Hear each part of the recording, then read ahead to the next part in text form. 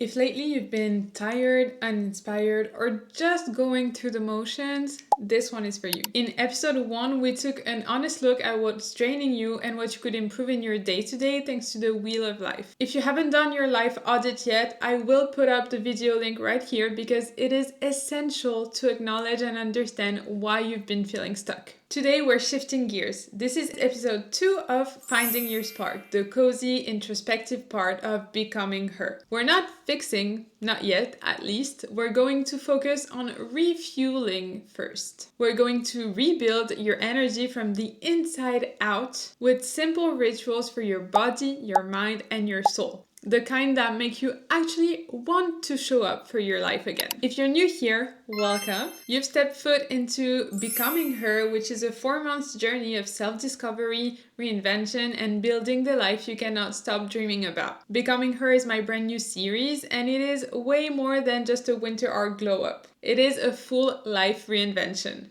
Over the course of 4 months, we'll move through the seasons of transformation. Slowing down to rediscover yourself, which is what we're doing right now. Stepping into your main character energy, designing your dream life, and how to actually stick with it once the hype fades. This is your invitation to stop waiting, stop settling, and start becoming the version of you you've always known you could be. What we're going to talk about today, they're not just silly little habits. They're the science of reigniting joy. And by the way, we are not talking about habits that will be hard and tiring to keep up with. It's about finding joy in the little things and reconnecting to you and what makes you feel good. So grab your cozy drink of choice, light a candle, and let's find that spark again together.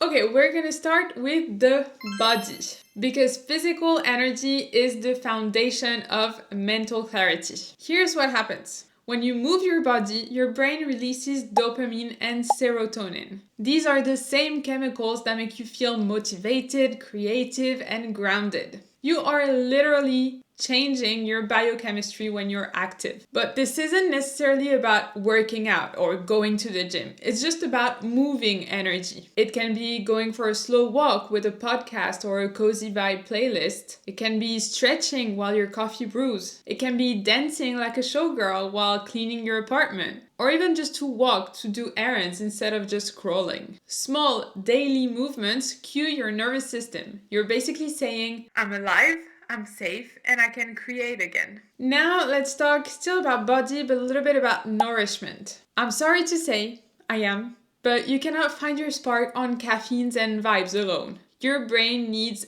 actual fuel. So eat things that make you feel stable and full while being healthy and good for your body. I'm not saying that you can never indulge on junk food or sweet treats, but the more you are aware of the effects food has on your body, the more conscious you will be about what you choose to eat. And again, I am sorry, but I cannot move on without talking about sleep. Honestly, most people don't need a new mindset. They need 8 hours of sleep every night. Just know that on average, women need 7 to 9 hours of sleep to feel rested and refreshed in the morning. If you're getting less than that, it creates what we call a sleep debt. And guess what? Your sleep debt is cumulative. That means that if you regularly get less sleep than what you should, you're going to have more sleep debt. For example, if you sleep 6 hours instead of 8 every night, that means you lose 2 hours of sleep each night. So you'll have a sleep debt of 14 hours after just 1 week of doing that. So I strongly suggest creating a bedtime ritual that signals your body that it's time to rest. Can be screens off, soft lighting, maybe a short journal, brain dump, or 10 minutes of reading. And just so we're perfectly clear, this isn't about productivity, okay? All of this, it's not about doing more. It's about maintenance. You cannot glow if you're running on fumes. Next up is the mind. And this is where most of us lose our spark first. Mental burnout doesn't just happen from too much, okay? It mostly happens from too little meaning. When your days start to feel like a checklist instead of a story that actually matters, your brain stops releasing dopamine, the chemical that drives motivation and curiosity. That's why even just resting starts to feel heavy. And honestly, it's not necessarily that you're overworked. It's that you're under-inspired. Humans need a sense of purpose to feel alive. When life becomes predictable, the brain stops lighting up. It literally saves energy by caring less. Curiosity is how you flip that switch back on. When you feed your mind with novelty, beauty, or even learning, you remind your brain, hey, there's something worth paying attention to here. So let's bring curiosity back. Here I'm gonna share 3 simple, very effective rituals to reignite mental energy. First, it is what I call the 10-minute morning dump. Every morning, write whatever,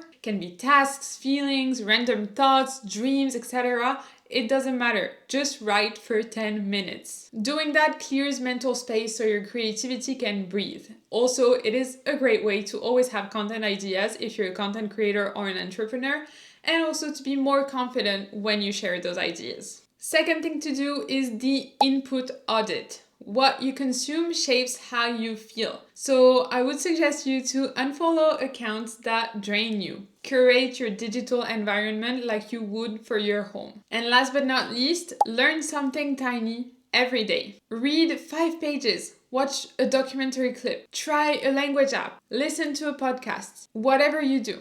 Novelty wakes the brain up. It literally lights up the reward centers associated with curiosity. It creates new neural connections and boosts dopamine naturally. And for my overthinkers listening or watching, your mind doesn't need silence. It needs direction. An empty mind can easily fill itself with anxiety, criticism, and all those negative thoughts. Giving your mind a task, journaling, learning, organizing, creating, this will channel that mental energy towards something productive instead of self-doubt. You do not quiet the noise by forcing silence. You quiet it by changing what it's tuned to. So, we talked about the body, the mind, and now we're going to talk about the soul. This is the fun part, okay? This is where your spark lives, and she's probably starving right now. As adults, we stop playing because we're taught that productivity is proof of worth. Somewhere along the way, we're taught that joy is childish and rest is lazy. But play is how your brain learns emotional safety. It's how we process, imagine, and reconnect with creativity. When you ignore your inner child, you cut yourself off from the purest form of self-expression. The part of you that does things just because they feel good. Let me tell you, you're not immature for wanting joy.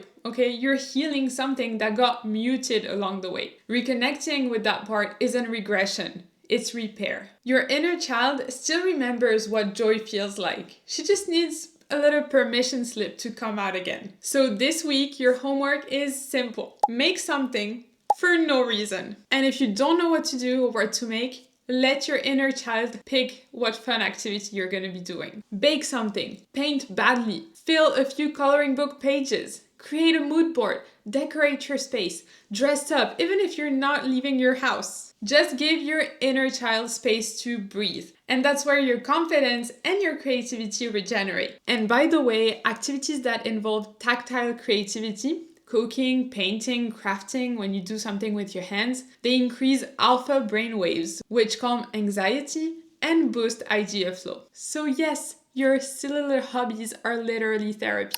Okay, so now that we have the 3 magic parts, the body, the mind, and the soul, how do we actually make this stick? If you want to rebuild your spark in a sustainable way, think of it like this. Body plus mind plus soul equals spark recharged. You do not need a complicated morning routine or a 12-step checklist. You need one small enjoyable ritual in each area. And you need to anchor them to moments that already exist in your day. For example, after you drink your coffee or your matcha or your tea or whatever you drink, do a 10-minute stretch. This is good for your body. After lunch, you can do 5-minute journaling or 5-minute reading. This is good for your mind. And after work, you can have a little creative time. This would be good for your soul. When you do things this way, you're not adding more to your plate, okay? You're weaving intention into what's already there. When you attach a new habit to an existing habit, it's when you have the best chances of success. And this is exactly what creates long-term change. It's not huge shifts, okay? But small, repeatable cues that make you feel alive again. If you need ideas to get started, I will put some on the screen for each category. Use it to build your own ritual trio, okay? And these are not rules to follow, okay? They're invitations. You need to pick activities that make you feel grounded and happy to be yourself. Just know that feeling good again isn't about a full life rebrand, okay? It's about remembering that joy is maintenance, not luxury. You don't have to wait until you earn rest or fun. Rest is the reason you'll be able to create, to focus, and to feel again. Because a tired, overstimulated brain cannot innovate, okay? It can only survive. And I'm speaking from experience here. So you have to treat rest like strategy, okay? Not weakness. It's what actually keeps your spark burning. Without rest and without fun, your goals lose their meaning. So if you're still with me by now, you should have a few rituals picked. One for your body, one for your mind, one for your soul. I want you to start with those this week. Keep them small, okay? Sensory, real, but small. The goal isn't to escape your life. It's to make your life something you actually want to be present for. That's the real glow up, okay? When your everyday life finally feels like the place you wanted to escape to. So please tell me in the comments, which rituals are you adding to your week? Is it something cozy, something creative, something that just makes you feel you again? If you want to go deeper into this kind of reset, I actually have another video called How to Get Out of a Slump. It's about building your personal dopamine menu to bring joy and motivation back when you're running on empty. I will link it right here and in the description below. Honestly, this is the perfect follow-up for this episode. Next week, we're continuing finding your spark by talking about what you're done tolerating, how to stop saying yes to things that drain you so you can protect that spark that you just reignited. You do not want to miss it, so subscribe to my channel and hit the bell to be notified when it's out so we can continue this journey together. Thank you for tuning in, and I'll see you in the next one. Bye!